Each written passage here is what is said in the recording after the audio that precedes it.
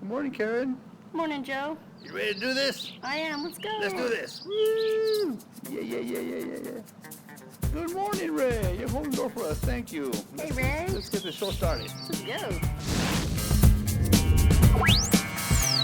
Give it a classroom mat. It would look something similar to this.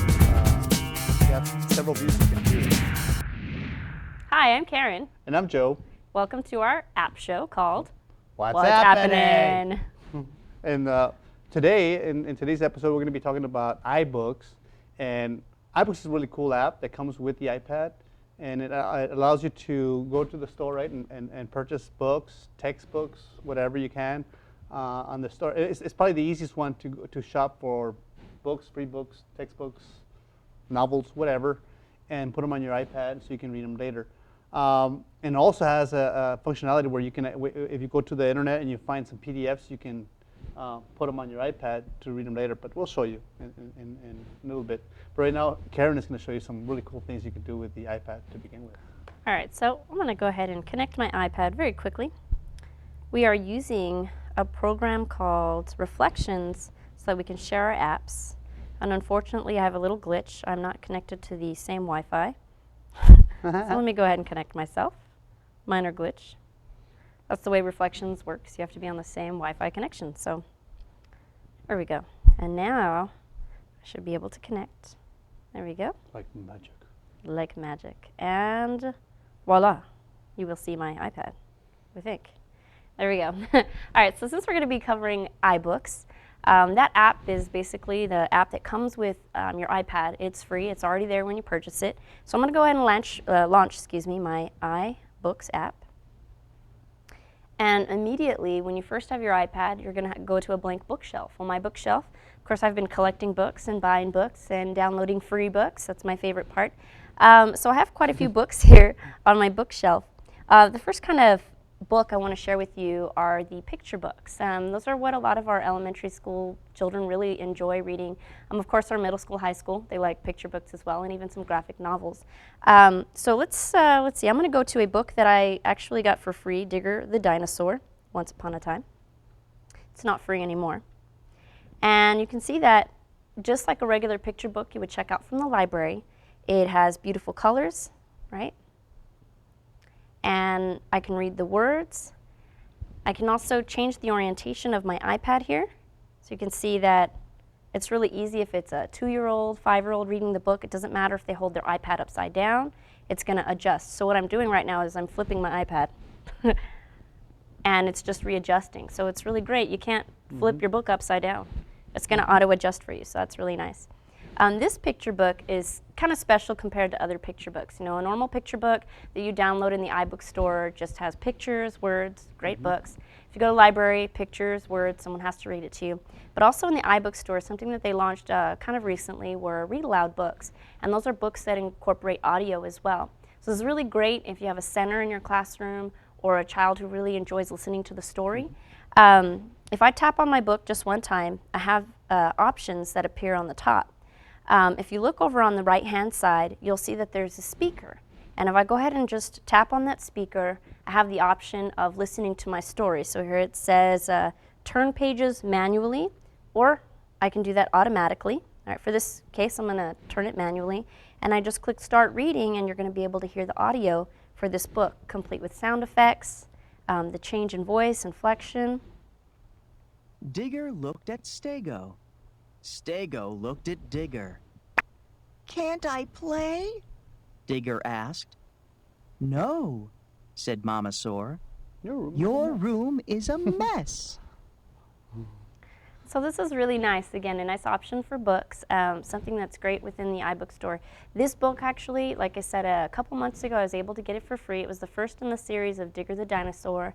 About 2 months later, they actually began charging for it. I couldn't tell you how much the cost is for that book today, but like I said, I just kind of always check iBooks and see where the free books are, and Joe and I will show you how to locate those free books today. And a lot of times, a lot of companies, what they'll do is they'll offer their first book for free, take advantage of it, and then later on, any books they make after that, they start charging, but at least you get the freebie in the beginning. So. One more thing I want to share with you about picture books is you're able to zoom in just like you do when you're in Safari or a browser on your iPad. So with 2 fingers, I can go ahead and zoom in, So if we're just going to focus on these words here, there we go. And I want to focus on these words with my child or my student, that's very easy to do. Or if I want to bring some attention to Digger the dinosaur's mother and that facial expression there, right? That's very easy to do. And then I can bring I can bring it right back to the way that it was. So this is really nice. I can't really do that with a real book unless I have a magnifying glass. But in iBooks, it makes that possible. All right? Yeah, and I'm gonna share this one real quick with you too. What I'm gonna share with you is that, like Karen was showing you some picture books, right? And Looked at there's a Stego. bunch of novels. All the pretty much all Stego looked- the classic books, all the classics, they're all free pretty much. You can download all of them for classroom use, right? But now the first book that they ever introduced, first textbook was that Life on Earth, and this is revolutionary. I mean, this is the first textbook that they've ever produced for iBooks. And even looking at these textbooks, like this Life on Earth one, I kind of remember what science was like when I was in elementary school. I was always excited about the pictures and how beautiful they were, and I saw my first chameleon that way. Well, here, you do a lot more than just see the pictures and become excited by the pictures because it incorporates multimedia. And it has, the multimedia is built into this. So when you read a textbook, and they're trying to demonstrate like the double helix, and you see it flat, you can't really see that it's three-dimensional. And with this book, it brings it to life. It's really awesome. And so a lot more books are coming to life this way. Very exciting stuff. 3D models, video, audio. And I'm going to lightly tap onto my book so I can go back to my library and go back to my bookshelf. And I just want to point out something, that I'm in my textbook bookshelf. You can have several bookshelves on here. And notice I created one for the books, one for the kids, Shakespeare, like pretend like I actually read Shakespeare. Yeah, right. No. And then, of course, PDFs. But I'm going to come back to PDFs. So you named a category textbooks just to organize your textbooks on it? Yeah, and look at also what I idea. did too. Also what I did, right, to keep track of what books are being read, I created a category, a collection for finished reading. So as soon as books are being read, I can move them from that collection bookshelf to the finished reading, so I don't have to reread the same book again. So it's really nice because then you know that in your bookshelf you can organize it, whereas like my bookshelf at home, it's kind of becoming a mess. I have a ton of books there. But this is nice because you can create a lot of different bookshelves and organize books so that they're easy to find. I like that feature. And point out one last thing. Notice that when you're in your bookshelf, on the upper left-hand corner of the screen, you'll see where it says store. That's where you go to purchase the books and download them. I mean, not just purchase, but to download, because it's the free ones you just download. But Karen's going to share something really cool about the bookstore. And you want to show them that, Karen? Sure. So I'm going to connect again to Joe's computer here so that I can share my bookstore. And of course, just like Joe said, top left is the store. I'm going to compare this just like if you utilize an iPhone or an iTouch or an iPad and you have iTunes. Well, iTunes is where you go for your music and your movies and TV shows, educational as well. If you have your App Store, that's where you go for your apps. And for your books in iTunes, you also go to your iBooks store. So in this case here on my device, of course, I just click on iBooks and it can go to the store. And when you go in there, right away you're taken to books. It's just a general page. And if I scroll down, I can see some of the latest items, just some things that Apple is advertising as well. Books made with iBooks author, Disney's Frankenweenie. I haven't seen that one yet. The Beatles is right there. Look at that Beatles. Free The book. Beatles, a free Yellow Submarine multimedia. book. So this is kind of nice just to kind of check out and see what's the latest out there, what's popular. Here shows the popular pre-orders. All right, so beyond being on this page here, if you notice on the bottom, there's actually some other little icons here. We've got New York Times, charts, top authors, and purchase. Joe, you just have to share that. Share it. It's really awesome. I'm excited because, Karen and I, we love going to Starbucks, right? And they always have these cards there, right? They have these cards. And so they have the book of the week. And they give you a redeem code in the bottom of this card. And they have different books every week, or a song, or an app. And so you go to the very bottom of your the iBook store, and they have a redeem button there that you click on there, and you type in this number, and then you get a free download of a book. Right, and so in this case, Starbucks offered a free pick of the week, and it was the Artemis Fowl book. I guess Artemis Fowl book 1. And I remember when I was teaching 4th grade that this was a hit several years ago. My students were checking this book out from my personal library in my classroom and also from the library at school and reading this book. They really enjoyed this book. So I knew, because I paid for it, that it was not it wasn't free, right? But I was able to get this book for free. And when I went and checked the iBooks store, it was actually a $6.99 book that I got for free.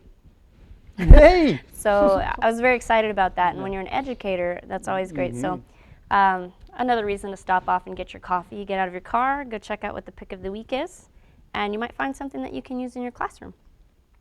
So anyway, on the bottom of the screen, I just scrolled, you'll see where it says redeem. And that's where you would go in to redeem a free book that you might get, or also just to redeem a gift card. So if you're trying to budget yourself, you buy a $25 iTunes card, that's where you would go in and redeem so you can make those purchases. Okay, so let's move on now. On the very bottom, though, I was showing you the different categories. If you're wanting to look for free books or just search, a good place to go is to charts. That's a little star icon.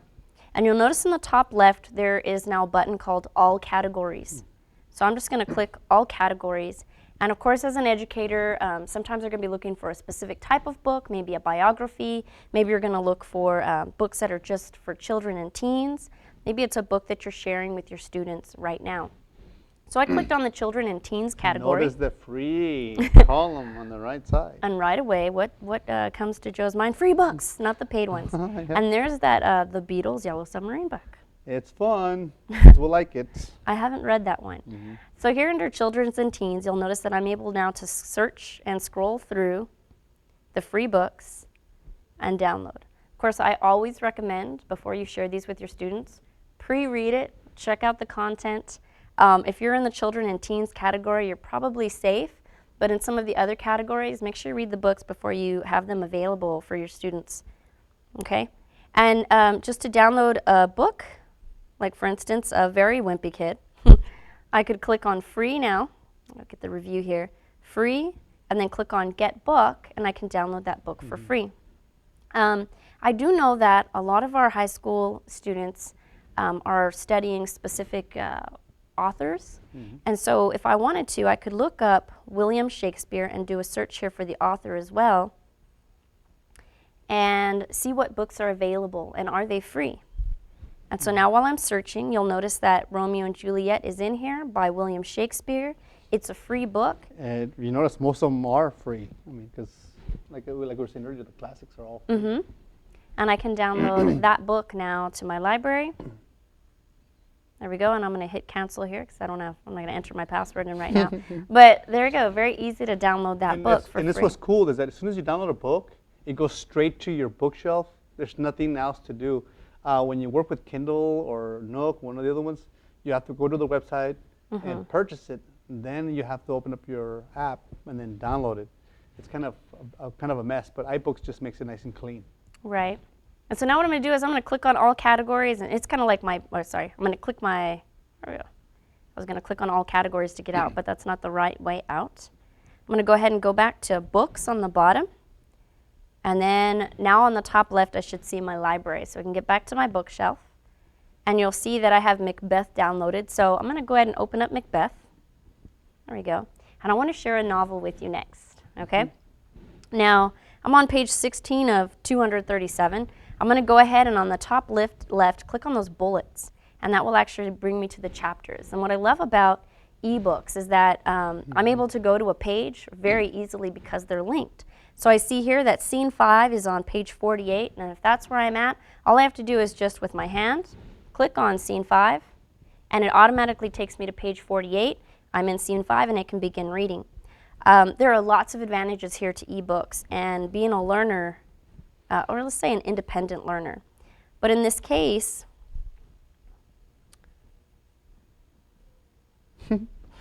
it's only giving me the option to speak, so I'm going to troubleshoot real quick. Troubleshoot real quick, because I wanted to show you how to define first. So I'm going to close out of my iBook app real quick, and then I'm going to relaunch it so that I get the other options that I was looking for. And I'll show you this one more time, so take 2. It comes right back. There we go. I'm back to, look, it remembered where I didn't really remember where it was, but it opened the book. So back to scene 5 here. Say I'm not sure what this word is, king. You'll notice that I have some options when I click on it, and one is to highlight, right? Another option is to define, and it brings up a definition. And this is Maybe all built many. in, by the way. It's all built in. Not like the other ones. You have to. It's an extra download. This is already built in. So it does a search, so I can get some background information here. And also, all right, I can type a little note if I'd like. So instead of writing it down in a notebook and I'm not able to find it, or I'm digging through my notebook, it's all right in the book where I left it, okay? I can also search the book. So imagine this were a textbook and I had to do a search, like in the index, the old school way, right, on chromosomes, like Joe was talking about earlier. I could find every single page in the book where that word chromosome appeared just by doing a quick search. One of my favorite things, though, is that sometimes when you're an independent reader reading on your own, you'll run across a word and you're not sure about the pronunciation. But the iPad also has a speak option. And so when I click speak, I'm going to hold this up to my mic here so you can hear it. It'll actually pronounce the word.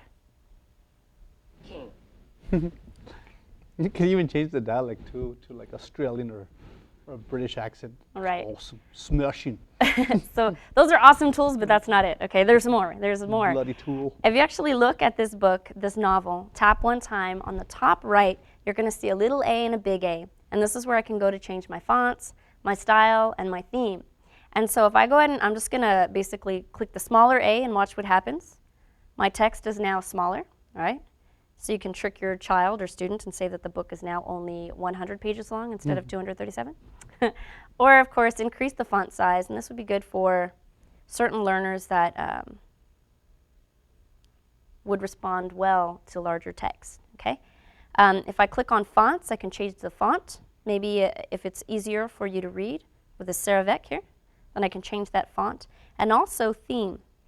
So we have normal, we have that Sophia, and then we also have night. The night is actually pretty awesome because it's not glaring in your eyes, and it's just easy to read at night with this. And as a parent, I kind of prefer this nighttime because I can turn off the lights and begin reading with my children. Kind of sets the mood. It's time for bedtime. Also, in 4th grade, we used to do flashlight Fridays, turn off the lights and read in the dark with our flashlights. I remember. So this would kind of eliminate the need for a flashlight too. All right, so I'm going to go back to the normal view here. Go back to my theme, normal. Makes it a little easier to read it during the daytime. And the last two little options you have up there on the top is that search, like I said, if you want to search the text, and then also a bookmark if I need to bookmark my page. All right? I'm going to turn it over to Joe, who's going to share PDFs with you. Yeah, I'm going to share. This is really cool, okay? And let me tell you, when you're browsing the web, right? You're browsing the web. Say you're looking for a release test for the star, right? Yes. Because no longer the text.